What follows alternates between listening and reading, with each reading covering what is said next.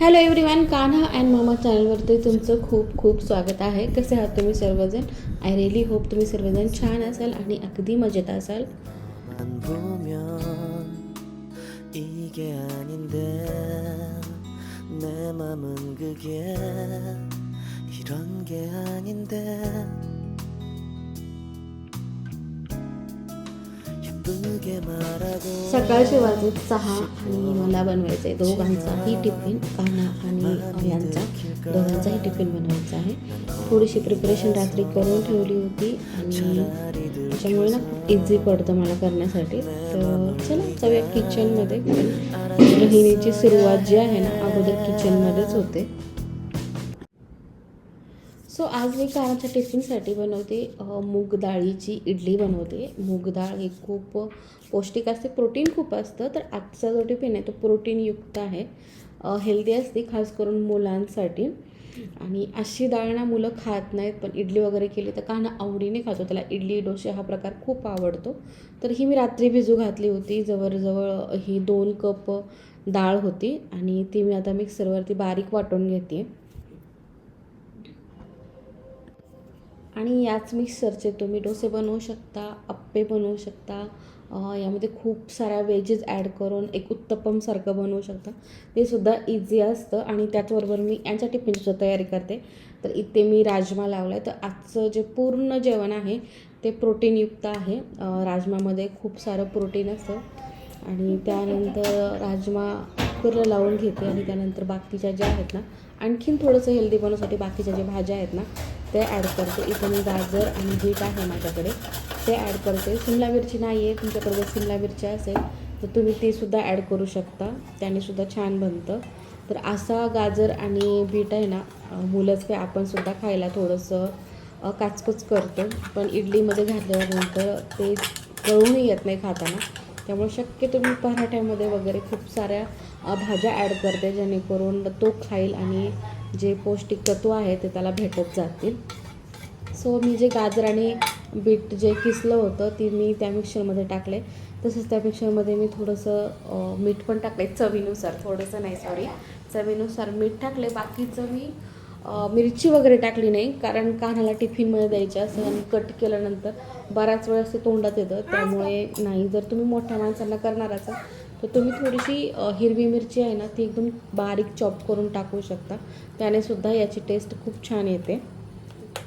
So हे सगळं केल्यानंतर व्यवस्थित ना फेटून घ्यायचं. आणखीन एक मी 2 कप डाळ घेतली होती, तर त्याला मी 1 पाऊण कप रवा घेतला होता आणि एक 20 मिनटं तो पाऊण कप दहीमध्ये भिजवला होता. याने काय होते, इडलीला जी जाळी असते ना ती जाळी खूप छान फुटते. तर मी 20 मिनटं अगोदर तो रवा भिजवला होता आणि त्यानंतर मी त्याच्यामध्ये वाटलेली डाळ ॲड केली आणि त्यानंतर त्याच्यामध्ये मी सगळ्या ज्या भाज्या किसल्या होत्या ना त्या ॲड केल्यात. आता मला या मिक्सचरमध्ये टाकायचं आहे इनो. तर सगळ्या मिक्सचरमध्ये मी इनो टाकत नाही आहे, कारण जेवढं मिक्सचर मी इडलीमध्ये टाकणार आहे त्या पात्रामध्ये तेवढंच मी काढून घेते, कारण इनो टाकल्यानंतर ते अगोदर लगेच इडली लावावी लागते, त्याच्याशिवाय इडली अशी फुगत नाही. सो मी ते जवळजवळ माझ्याकडे 8 इडल्यांचं आहे. तर 8 इडलीसाठी मी एक छोटंसं इनोचं पॅकेट आहे, हे खूप छोटं आहे बरं का. तर ते टाकलं आहे आणि थोडंसं ते ॲक्टिवेट होऊन त्याच्यामध्ये मी थोडंसं 1-2 थेंब पाणी टाकून व्यवस्थित हलवून घेते. आणि अगोदरच मी इडली पात्रामध्ये पाणी आहे ते गरम करायला ठेवलं होतं आणि त्यानंतर तेलाने मी ग्रीस करून घेतलं इडलीचे जे भांडे आहे ते, आणि त्याच्यामध्ये मी ही इडली टाकते. तर याचा कलर रेडिश येतो, कलरफुल दिसते आणि कलरफुल असलं ना मुलं खूप आवडीने खातात, स्पेशली लहान मुलं.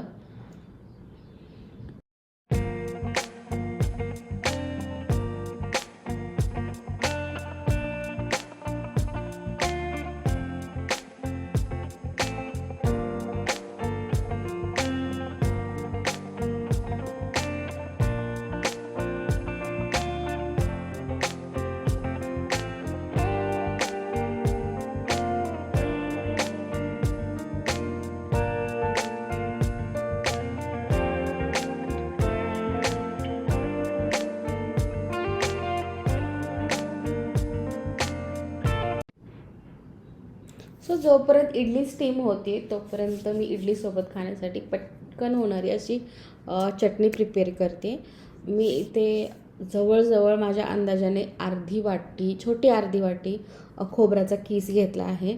त्याच्यामध्ये तेवढंच मी भाजलेली हरभऱ्याची डाळ असते, त्याला आम्ही डाळवं म्हणतो, तर ते टाकले आणि त्याच्यामध्ये तेवढेच शेंगदाणे घेतलेत.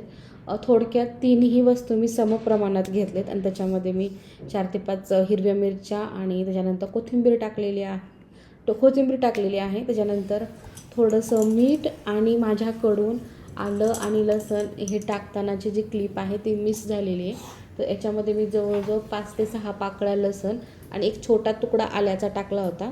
आणि त्याचबरोबर याच्यामध्ये थोडंसं आंबटपणासाठी मी 3 चमचे दही टाकले. जसं ते दही आंबट कसल्या प्रमाणात आहे त्या प्रमाणात माझं हे जे दही आहे ते थोडंसं कमी आंबट होतं, त्याच्यामुळे मी 3 चमचे टाकले. आणि त्याचबरोबर तुमची टेस्ट, आमच्या घरामध्ये चटणी जी आहे ती थोडीशी आंबट असलेली आमच्या तिघांनाही आवडते, त्याच्यामुळे मी त्या प्रमाणात टाकलेले आहे. तुमच्याकडे दही नसेल तर तुम्ही चिंच टाकू शकता किंवा लिंबूसुद्धा टाकू शकता, किंवा काहीच नसेल, तुम्हाला आवडत नसेल आंबटपणा, तरी तशीच खाऊ शकता. आणि ही जी चटणी एकदम बारीक स्मूथली मी मिक्सरमध्ये वाटून घेतलेली आणि त्याच्यामध्ये मी थोडीशी जिरे आणि कढीपत्त्याची फोडणी टाकली. मोहरी आम्ही खात नाही, आम्हाला मोहरी आवडत नाही, त्यामुळं फक्त जिरे आम्ही यूज करतो. तर जिरे हिंग्याची फोडणी दिली आहे आणि आय थिंक फक्त 30 मिनिट्समध्ये 30 मिनटामध्ये माझा पूर्ण टिफिन रेडी झाला आहे. आणि तोही पौष्टिक टिफिन रेडी झालेला आहे आणि मुलांना आवडायचा मेन म्हणजे मुलांना आवडण्यासारखा असा टिफिन तयार झाला आहे.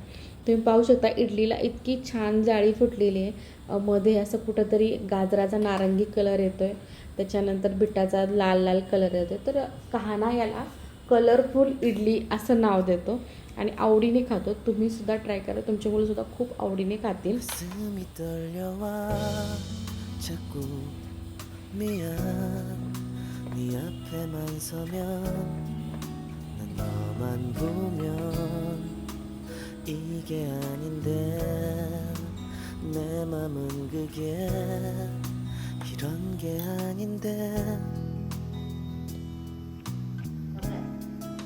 예쁘게 말하고 싶었지만 내 맘이 들킬까 난 겁이 나서 차라리 들켜서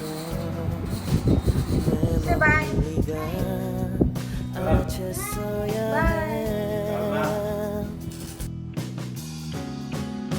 널 사랑해서 널 좋아해서 그랬던 거라 난 생각했어 말하지 않아도 내 맘을 너는 알아줄 거라 생각했어 돌아서 버린 너를 보면서 후회하면서 아무 일 없는 척 울어도 괜찮은데 아직도 사랑은 난 서투른가 봐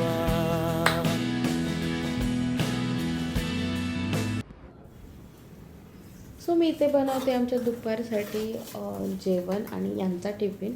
तर आज मेनू आहे राजमा चावल. इकडे मी जिरा राईस इथं ऑलरेडी प्रिपेअर करून ठेवलेला आहे आणि आता मी बनवते राजमाची चांगल्या 3 ते 4 शिट्ट्या घेतल्यात. जोपर्यंत तो मऊ होत नाही तोपर्यंत शिट्ट्या घेतल्यात. आणि याच्यामध्ये मी टाकलं आहे थोडंसं तेल, त्यानंतर तमालपत्र, एक छोटीशी दालचिनी आणि मोठी विलायची. हे एक गोल्डन होईपर्यंत, सोनेरी रंगापर्यंत फ्राय करून घ्यायचं. त्याच्यानंतर मी 1-2 कांदे घेतले. 2 कांद्यामध्ये 4-5 कळ्या लसूण आणि छोटासा एक आल्याचा तुकडा घेऊन त्याचं मिक्सरवरती वाटण करून घेतलं होतं मी एकदम बारीक. आणि इथे मी तेल खूप कमी वापरलेलं आहे. आम्ही तेल थोडंसं कमी यूज करतो आहे सध्या, त्याच्यामुळे जे काही वाटण आहे ते थोडंसं जळत राहणार.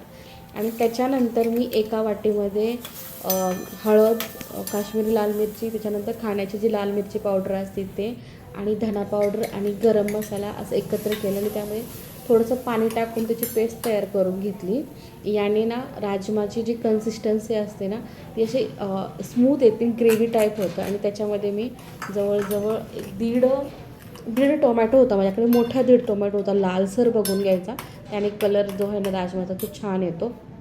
तर अशा प्रकारे त्याचं वाटण करून घेऊन मी जो मसाला आहे तो व्यवस्थित फ्राय करून घेते इथे.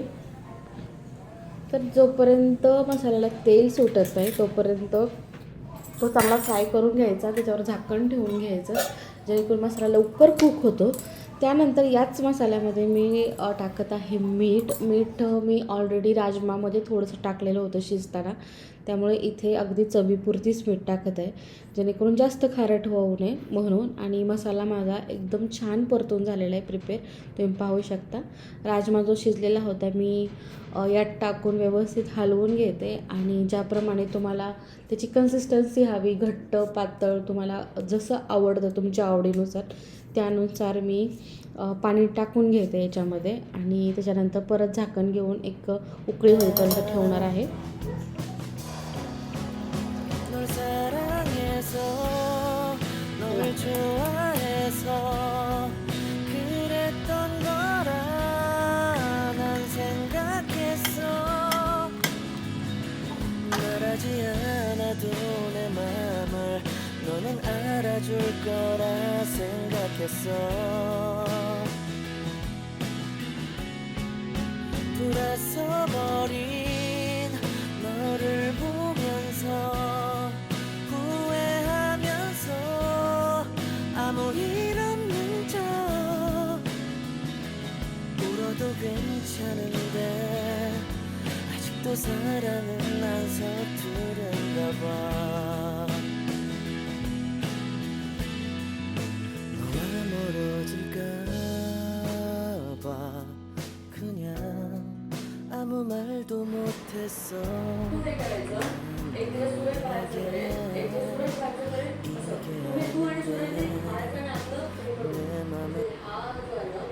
सो सध्या सकाळचं रुटीन असे की आम्ही नाश्ता करता करता बिग बॉस पाहतो, बिग बॉस मराठी. आणि आम्हाला आवडता कंटेस्टंट आहे DP दादा आणि सूरज. तर तुम्ही कोणाला फॉलो करता, तुम्हाला कुठला कंटेस्टंट आवडेल, तुम्ही बिग बॉस पाहता का हे मला कमेंटमध्ये सांगा. त्याच्यानंतर इथे प्रिपेअर झाला आहे यांचा दुपारचा डब्बा, हे तुम्हाला खूप दिसेल. ॲक्च्युली ऑफिसला घेऊन जातात त्यामुळे बाकीच्यांसाठी सुद्धा आहे.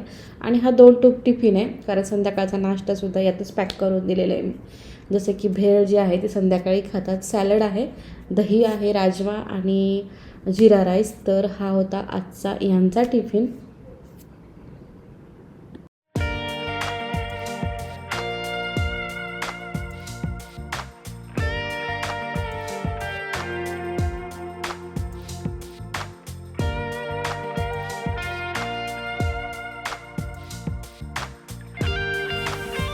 सो टू डू लिस्ट बनवते आणि टू डू लिस्टमधलं आजचं काम आहे वॉशिंग मशीन क्लीन करणे. हा जो एरिया आहे तो साफ करणे. याच्यावरचा एरिया मी ऑलरेडी साफ केला होता कारण माझ्याकडे थोडा टाईम होता काल, तर तो साफ केला होता. आपण वॉशिंग मशीन राहिली होती साफ करायची तर ते करायचे. तर मी इथे वॉशिंग मशीन क्लीन करण्यासाठी स्केल बोनचं हे वॉशिंग मशीन क्लीनर येतं. एक पावडर असते एक प्रकारची व्हाईट कलरची, तर ती यूज करते मी. आणि हे मी दर महिन्याला नाही पण 1-2 महिन्याला ही पावडर यूज करते.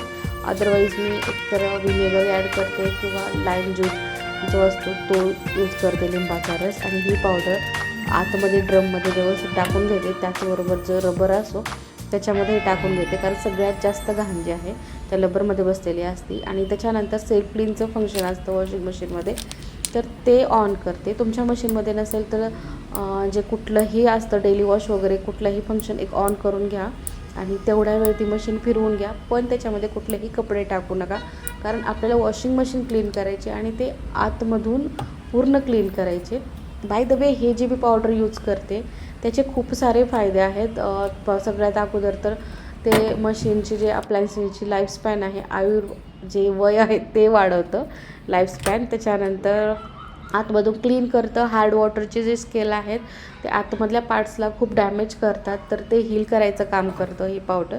आणि ते 1 तासानंतर झाल्यानंतर जे पार्ट्स वॉशिंग मशीनचे इझिली रिमूव्हेबल आहेत जे निघतात ते काढून मी ते साफ करते. इथे खाली घाण पाणी आहे ते जमा होतं त्याच्यामुळे ते खाल्लं काढून आणि त्याच्यानंतर ज्याच्यामध्ये आपण लिक्विड आणि पावडर टाकतो तो पार्ट निघतो. आणि कधीतरी मी मशीन लावलेली असेल आणि त्याच्यामध्ये कॉईन गेलेला असेल, तो कॉईन खाली राहिला होता. तर इथे मी हे काढून याच्यामध्ये लिक्विड टाकून व्यवस्थित साफ करून घेते. मी 1 महिन्यातून प्रत्येक महिन्याला एकदा तरी मशीन क्लीन करते, त्यामुळे हे एवढं घाण नसतं आणि एवढा वेळ लागत नाही. मला लिटरली हे साफ करायला 5 ते 10 मिनटं लागतात आणि तुम्ही पाहू शकता काही घाण नाही एवढी, पण तरीसुद्धा एक सॉफ्ट ब्रशने मी हे व्यवस्थित साफ करून घेते.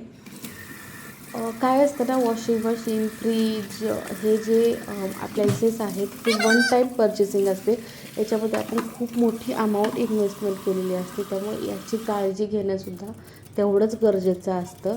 आणि त्यानंतर मी जे माझ्याकडे होम लिक्विड आहे मी घरीच तयार करते, याने जे बाकीचे पार्ट्स आहेत बाकी बाहेरचे वगैरे ते क्लीन करून घेते ह्याच्यामध्ये. तर येस, अशा प्रकारे वॉशिंग मशीन क्लीन केल्यानंतर वॉशिंग मशीन क्लीन तर होतेच होते, कारण बऱ्याच प्रकारचे कपडे आपण त्याच्यामध्ये टाकतो. मी तर जे पायपुसणे आहेत ते सुद्धा वॉशिंग मशीन क्लीन करते, पण ते पण एक वेगळ्या पद्धतीने क्लीन करते, त्यामुळे वास येतो असं वॉशिंग मशीनचा. घाण तयार झालेली असते, आतमध्ये बऱ्याच चिकट झालेलं असतं आणि आतमध्ये जे ड्रम असतो स्टीलचा असतो आणि त्याच्यामध्ये हार्ड वॉटरचे जे आहेत ना ते खूप डाग झालेले असतात. मी ज्या ठिकाणी राहते चाकणमध्ये तिथे खूप सारं हार्ड वॉटर आहे, तर त्याचे डाग जावेत म्हणून मी इथे दर महिन्याला हे करत असते आणि व्यवस्थित आतून बाहेरून मी मशीन आहेत साफ करून घेते. कारण ही मशीन जी आहे माझ्या गॅलरीमध्ये आहे, ड्राय बाल्कनी ओपन आहे. मी एक हिरवा जो कपडा असतो ना तो शेडनेट लावलेला आहे, पण तरीसुद्धा खूप सारी धूळ येते. त्यामुळे प्रत्येक महिन्याला आणि अधूनमधूनही मला जेव्हा वाटेल तेव्हा मी बाहेरली जी बॉडी आहे ती क्लीन करते. आणि तुम्ही पाहू शकता किती सारी घाण आहे, चिकट ते निघते इथून.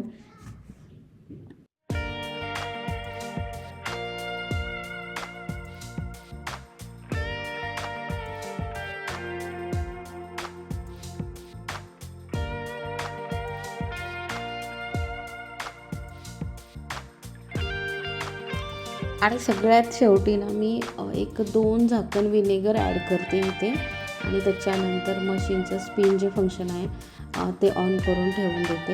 याने जे बाकीचेही काही थोडेफार डाग राहिले असतील, काही थोडंफार जरी वाचत असेल तो चटकन निघून जातो. विनेगर एक छान पर्याय आहे काही पण कुठलेही अप्लायन्सेस क्लीन करण्यासाठी.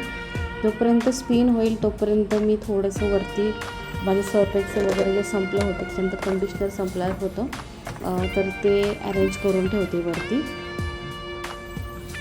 सो चला, आजचा व्हिडिओ मी इथेच संपवते. तुम्हाला हा व्हिडिओ कसा वाटला ते सांगा. चॅनलला आवडला असेल व्हिडिओ तर चॅनलला सबस्क्राईब करा, कमेंट करा, शेअर करा. ओके, चला त्याचबरोबर